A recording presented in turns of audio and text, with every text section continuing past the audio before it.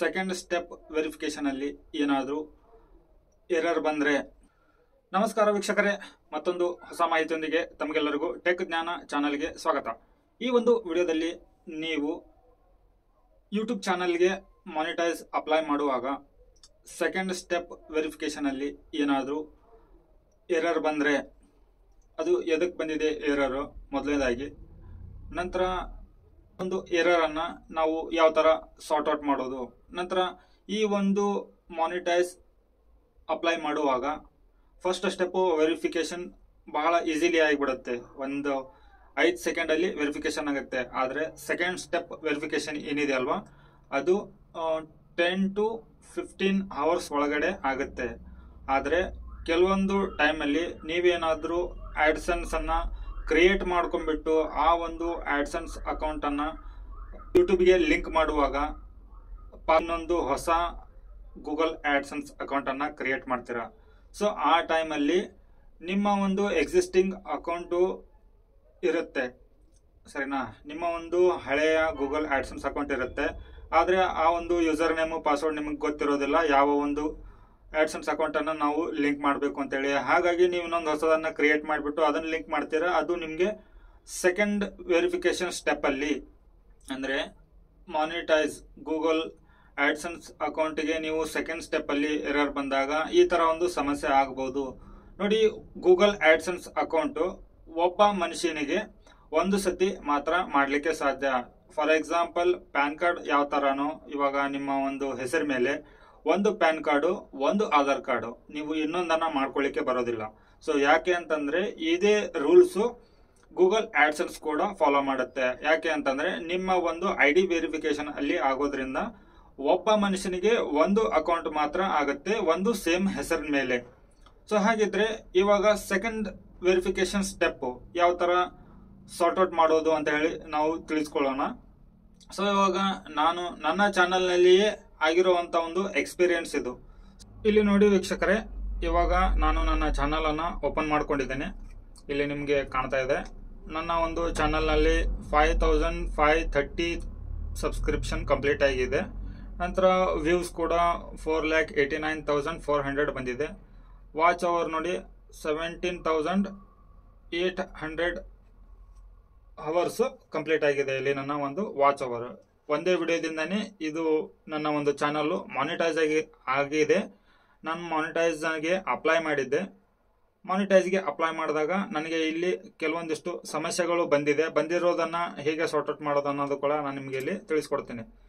So ಇಲ್ಲಿ ನೋಡಿ, ನಾನು ಇವಾಗ ಅರ್ನಿಂಗ್ ಸೆಕ್ಷನ್ ನಲ್ಲಿ ಹೋಗ್ತಾ ಇದ್ದೇನೆ. ಅರ್ನಿಂಗ್ ಸೆಕ್ಷನ್ ನಲ್ಲಿ ಹೋಗಿಬಿಟ್ಟು ಇಲ್ಲಿ ನೋಡಿ, ಫಸ್ಟ್ ಸ್ಟೆಪ್ ವೆರಿಫೈ ಆಗಿದೆ.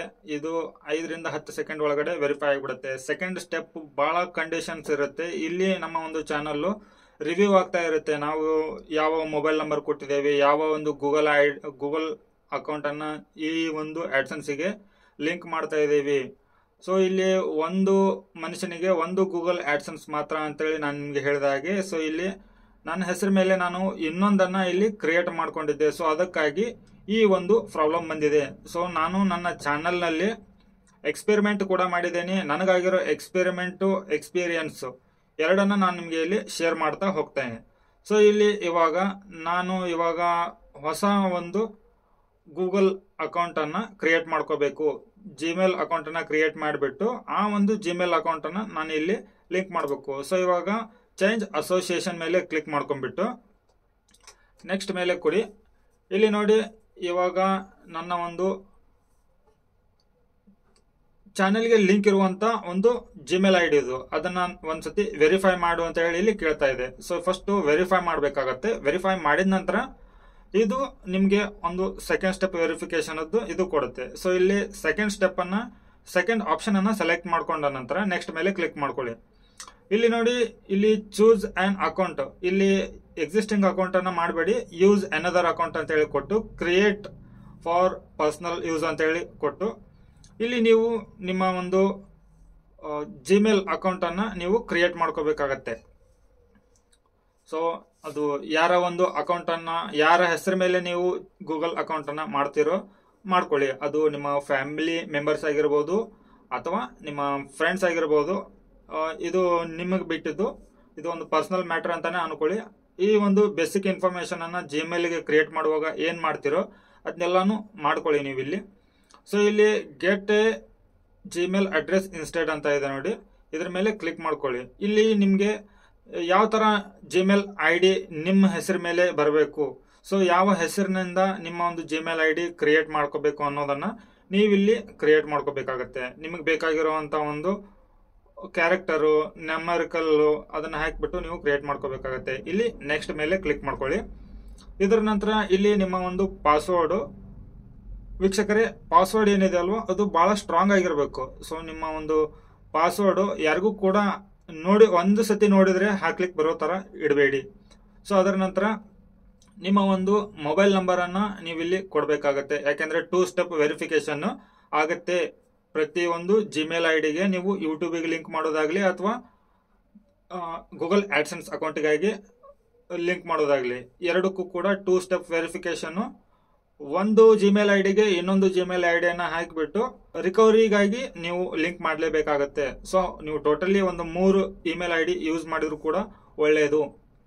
3 ಎದಕ್ಕಪ್ಪ ಅಂತಂದ್ರೆ, ಒಂದು ಯೂಟ್ಯೂಬಿಗೆ ಲಿಂಕ್ ಮಾಡಲಿಕ್ಕೆ, ಒಂದು ಆಡ್ಸೆನ್ಸ್ಗೆ ಲಿಂಕ್ ಮಾಡಲಿಕ್ಕೆ, ಇನ್ನೊಂದು ನಿಮ್ಮ ಒಂದು ಪರ್ಸನಲ್ಗೆ ಹೇಗಂತಂದ್ರೆ ಒಂದು ವೇಳೆ ನಿಮ್ಮ ಗೂಗಲ್ ಆಡ್ಸೆನ್ಸ್ ಅಕೌಂಟ್ ಹ್ಯಾಕ್ ಆಯ್ತಂದ್ರೆ ಅದಕ್ಕೂ ಕೂಡ ವೆರಿಫಿಕೇಶನ್ಗೆ ಬೇಕಾಗತ್ತೆ, ರಿಕವರಿ ವೆರಿಫಿಕೇಶನ್ಗೆ. ನಂತರ ನಿಮ್ಮ ಯೂಟ್ಯೂಬ್ ಹ್ಯಾಕ್ ಆದ್ರೂ ಕೂಡ ಅದಕ್ಕೂ ಕೂಡ ಬೇಕಾಗತ್ತೆ. ಸೊ ಇಲ್ಲಿ ನೋಡಿ ನೆಕ್ಸ್ಟ್ ಐ ಅಗ್ರಿ ಮೇಲೆ ಕ್ಲಿಕ್ ಮಾಡ್ಕೊಳ್ಳಿ. ಇಲ್ಲಿ ಅಕೌಂಟ್ ಇವಾಗ ಕ್ರಿಯೇಟ್ ಆಗಿದೆ. ಸೊ ಇಲ್ಲಿ ನಿಮ್ಮ ಒಂದು ಚಾನಲ್ ಮೇಲೆ ಶೋ ಆಗ್ತಾ ಇದೆ, ನಿಮ್ಮ ಒಂದು ಚಾನಲ್ ಲಿಂಕ್ ಮೇಲೆ ಶೋ ಆಗ್ತಾ ಇದೆ. ಇಲ್ಲಿ ನಿಮ್ಮ ಒಂದು ಕಂಟ್ರಿನ ಸೆಲೆಕ್ಟ್ ಮಾಡ್ಕೊಳ್ಳಿ. ಇಲ್ಲಿ ಟರ್ಮ್ಸ್ ಅಂಡ್ ಕಂಡೀಷನ್ಸ್ ಇದೆ, ಇದನ್ನ ಕ್ಲಿಕ್ ಮಾಡ್ಕೊಂಡು ಸೆಟಪ್ ಅಕೌಂಟ್ ಮೇಲೆ ಕ್ಲಿಕ್ ಮಾಡ್ಕೊಳ್ಳಿ. ಸೊ ಇವಾಗ ಲೋಡಿಂಗ್ ಆಗ್ತಾ ಇದೆ. ಲೋಡಿಂಗ್ ಆದ ನಂತರ ಇಲ್ಲಿ ನಿಮ್ಮ ಒಂದು ಡೀಟೇಲ್ ಅನ್ನ ನೀವು ಕೊಡಬೇಕಾಗತ್ತೆ. ಅದರ ನಂತರ ನೆಕ್ಸ್ಟ್ ಮೇಲೆ ಕ್ಲಿಕ್ ಮಾಡಿದಾಗ ನಿಮ್ಮ ಒಂದು ಗೂಗಲ್ ಆಡ್ಸೆನ್ಸ್ ಕೋಡ್ ಬರುತ್ತೆ, ವೆರಿಫಿಕೇಶನ್ ಕೋಡ್. ಆ ಒಂದು ವೆರಿಫಿಕೇಶನ್ ಕೋಡ್ ಅನ್ನ ನೀವಿಲ್ಲಿ ಹಾಕಿಬಿಟ್ಟು ಸಬ್ಮಿಟ್ ಮಾಡಬೇಕಾಗತ್ತೆ. ಸೊ ವೀಕ್ಷಕರೇ ಇದು ಜೆನ್ವಿನ್ ದಾರಿ ಇದು. ಸೊ ಇದು ಯಾವ ತರ ಅಂತಂದ್ರೆ, ಈ ದಾರಿಯಿಂದಾನೇ ಹೋದ್ರೆ ಮಾತ್ರ ನಿಮ್ಗೆ ಸರಿಯಾದ ಮಾರ್ಗ ಸಿಗುತ್ತೆ ಅಂತ ಹೇಳಿ, ಸರಿಯಾದ ಡೆಸ್ಟಿನೇಷನ್ ಸಿಗುತ್ತೆ ಅಂತ ಹೇಳಿ, ಈ ಮಾರ್ಗದಿಂದಾನೇ ಹೋಗಿ ಅಂತ ಹೇಳಿ ನಿಮ್ಗೆ ನಾನು ಈ ವಿಡಿಯೋದಲ್ಲಿ ತಿಳಿಸ್ಕೊಡ್ತಾ ಇದ್ದೀನಿ. ಸೊ ವೀಕ್ಷಕರೇ ಇಷ್ಟು ಮಾಡಿದ ನಂತರ ನಿಮ್ಗೆ ಫಸ್ಟ್ ವೆರಿಫಿಕೇಶನ್ ನಲ್ಲಿ ಹಾಕಿದಾಗ, ರಿವ್ಯೂ ಹಾಕಿದಾಗ 10 to 14 ಅವರ್ಸ್ ಒಳಗಡೆ ಇದು ಮಾನಿಟೈಸ್ ಎನೇಬಲ್ ಆಗುತ್ತೆ. ಯೂಟ್ಯೂಬ್ ಪಾರ್ಟ್ನರ್ ಆಗಿ ನಿಮ್ಗೆ ಒಂದು ವೆಲ್ಕಮ್ ಮಾಡ್ತಾರೆ. ಬಟ್ ಇದು ಸೆಕೆಂಡ್ ವೆರಿಫಿಕೇಶನ್ ಸ್ಟೆಪ್ ಅಲ್ಲಿ ನೀವು ಹಾಕಿದಾಗ, ಇನ್ನೊಂದು ಹೊಸ ಅಕೌಂಟ್ ಅನ್ನ ಕ್ರಿಯೇಟ್ ಮಾಡಿದಾಗ ಇದು 10 to 15 ಡೇಸ್ ಟೈಮ್ ತಗೊಳುತ್ತೆ ಮಿನಿಮಮ್. ಅದರ ನಂತರ ನೀವು ಇನ್ನೂ ಏನಾದರೂ ಮತ್ತೆ ಆಡ್ಸೆನ್ಸ್ ಅಕೌಂಟ್ ಅನ್ನ ರಾಂಗ್ ಮಾಡಿದ್ರೆ ವೆರಿಫಿಕೇಶನ್ ಅಲ್ಲಿ ಅದು 1 ತಿಂಗಳದಿಂದ 1.5 ತಿಂಗಳ ಟೈಮ್ ತಗೊಳುತ್ತೆ ವೀಕ್ಷಕರೇ. ಸೊ ಹಾಗಾಗಿ ಇದನ್ನ ಗಮನವಿಟ್ಟು ನೋಡ್ಕೊಳ್ಳಿ. ಸೊ ಇವಾಗ ನಾವು ನಮ್ಮ ಆಡ್ಸೆನ್ಸ್ ಅಕೌಂಟ್ ಅನ್ನ ಇವಾಗ ನನ್ನ ಚಾನಲ್ಗೆ ಲಿಂಕ್ ಮಾಡಿದ್ದೀನಿ. ಇಲ್ಲಿ ನೋಡಿ ಇನ್ ಪ್ರೋಗ್ರೆಸ್ ಅಂತ ಹೇಳಿ ಬಂದಿದೆ. ಇವಾಗ ಇನ್ ಪ್ರೋಗ್ರೆಸ್ ಅಂತ ಹೇಳಿ ಇಲ್ಲಿ ನೋಡಿ ಬಂತು. ಇಲ್ಲಿ ಕೆಳಗಡೆ ಕೊಟ್ಟಿದ್ದಾರೆ ನೋಡಿ, your account is being created or associated. The approval and association process usually takes several days. In some case it can take 2-3 weeks. Weeks ಅಂತಂದ್ರೆ ಒಂದು 15 ದಿವಸದ ಒಳಗಡೆ ಆಗತ್ತೆ. ಸೊ ನನ್ನ ಒಂದು ಚಾನಲ್ ಇದೇನಾಗಿತ್ತಲ್ವಾ, ಇದು 10 ದಿನದ ಒಳಗಡೆ ಮಾನಿಟೈಸ್ ಆಯ್ತು. ಸೊ ಅದನ್ನ ಇವಾಗ ಅರ್ನಿಂಗ್ ಕೂಡ ಶುರುವಾಗಿದೆ. ಸೊ ಇವಾಗ ಇನ್ನೂ ಒಂದ್ಸತಿ ಏನಾದ್ರು ನೀವು ಪ್ರಾಬ್ಲಮ್ ಮಾಡ್ಕೊಂಡ್ರೆ ಗೂಗಲ್ ಆಡ್ಸೆನ್ಸ್ ಅಕೌಂಟ್ ಅನ್ನ ಕ್ರಿಯೇಟ್ ಮಾಡುವಾಗ ಅಥವಾ ಲಿಂಕ್ ಮಾಡುವಾಗ ಮತ್ತೆ ಇನ್ನೊಂದ್ಸತಿ ಏನಾದ್ರು ಸೆಕೆಂಡ್ ಸ್ಟೆಪ್ ವೆರಿಫಿಕೇಶನ್ ಅಲ್ಲಿ ಪ್ರಾಬ್ಲಮ್ ಬಂತಂದ್ರೆ ಅದು 45 ಡೇಸ್ ವರೆಗೂ ಕೂಡ ಟೈಮ್ ತಗೋಬಹುದು. ಅದ್ರ ಒಳಗಡೆ ಆಗತ್ತೆ ಅಂತ ಹೇಳಿ ನಾನು ನಿಮ್ಗೆ ಹೇಳಿದ್ರು ಕೂಡ ಅದು ತನ್ನ ಒಂದು ರೂಲ್ಸ್ ರೆಗ್ಯುಲೇಷನ್ ಏನಿದೆಯಲ್ಲ ಯೂಟ್ಯೂಬ್ನವ್ರದ್ದು ಅದನ್ನೇ ಫಾಲೋ ಮಾಡುತ್ತೆ. ಸೊ ಹಾಗಾಗಿ ವೀಕ್ಷಕರೇ ನೀವು ಆಡ್ಸೆನ್ಸ್ ಅಕೌಂಟ್ ಅನ್ನ ಕ್ರಿಯೇಟ್ ಮಾಡುವಾಗ ನೀವು ಮೊದಲೇ ಕ್ರಿಯೇಟ್ ಮಾಡಿ ಇಡೋ ಅಗತ್ಯ ಏನಿಲ್ಲ. ನಿಮ್ಮ ಒಂದು ಚಾನಲ್ ಮಾನಿಟೈಸ್ ಯಾವಾಗ ಆಗುತ್ತೋ ಅವಾಗ ನೀವು ಅಪ್ಲೈ ಮಾಡ್ಕೊಳ್ಳುವಾಗ ಒಂದು ಗೂಗಲ್ ಆಡ್ಸೆನ್ಸ್ ಅಕೌಂಟ್ಗಾಗಿ ಒಂದು ಜಿಮೇಲ್ ಅಕೌಂಟ್ ಅನ್ನ ಕ್ರಿಯೇಟ್ ಮಾಡ್ಕೊಂಡು ಅವಾಗಲೇ ಲಿಂಕ್ ಮಾಡ್ಕೊಳ್ಳಿ. ನಿಮಗೆ ಯೂಸರ್ ನೇಮು ಪಾಸ್ವರ್ಡ್ ಎರಡು ಕೂಡ ನೆನಪಿರುತ್ತೆ. ಸೊ ವೀಕ್ಷಕರೇ ಇಷ್ಟು ಮಾಹಿತಿ ಈ ಒಂದು ವಿಡಿಯೋದಲ್ಲಿ ಇರುತ್ತೆ. ಈ ಮಾಹಿತಿ ತಮಗೆ ಉಪಯೋಗ ಆಗಿದ್ರೆ ವಿಡಿಯೋಗೆ ಲೈಕ್ ಕೊಟ್ಟು ಚಾನಲ್ಗೆ ಸಬ್ಸ್ಕ್ರೈಬ್ ಮಾಡಿ.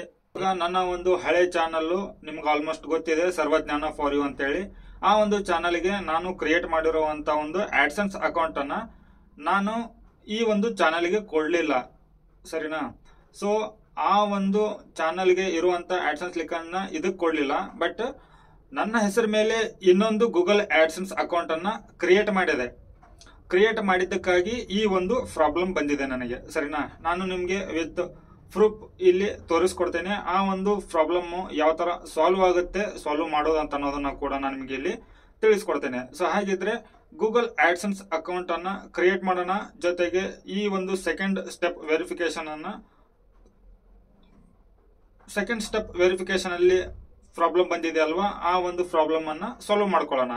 ಸೊ ಹಾಗಿದ್ರೆ ನನ್ನ ಲ್ಯಾಪ್ಟಾಪ್ ಸ್ಕ್ರೀನ್ ಅನ್ನ ನಾನು ಆನ್ ಮಾಡ್ತೀನಿ. ಅದರಲ್ಲಿ ನಿಮ್ಗೆ ನನಗಾಗಿರೋ ಎಕ್ಸ್ಪೀರಿಯನ್ಸ್ ಅನ್ನ ನಾನು ನಿಮಗೆ ಇಲ್ಲಿ ಲೈವ್ ಆಗಿನೇ ತೋರಿಸ್ಕೊಡ್ತೇನೆ. ಸರಿನಾ, ಸೊ ಹಾಗಿದ್ರೆ ವಿಡಿಯೋನ ಶುರು ಮಾಡೋಣ. ವಿಡಿಯೋನ ಶುರು ಮಾಡೋಕ್ಕೂ ಮುನ್ನ ನೀವಿನ್ನು ಚಾನಲ್ಗೆ ಸಬ್ಸ್ಕ್ರೈಬ್ ಮಾಡ್ದೇನೆ ನೋಡ್ತಾ ಇದ್ರೆ ಪಟ್ ಅಂತೇಳಿ ನನ್ನ ಚಾನಲ್ಗೆ ಸಬ್ಸ್ಕ್ರೈಬ್ ಮಾಡ್ಕೊಳ್ಳಿ.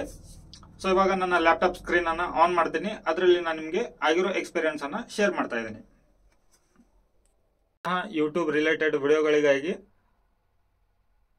ಚಾನಲ್ಗೆ ಸಬ್ಸ್ಕ್ರೈಬ್ ಮಾಡ್ಕೊಳ್ಳಿ. ಮತ್ತೆ ಹೊಸ ಮಾಹಿತಿಯೊಂದಿಗೆ ಸಿಗ್ತೀನಿ. ಅಲ್ಲಿವರೆಗೂ ಜೈ ಹಿಂದ್.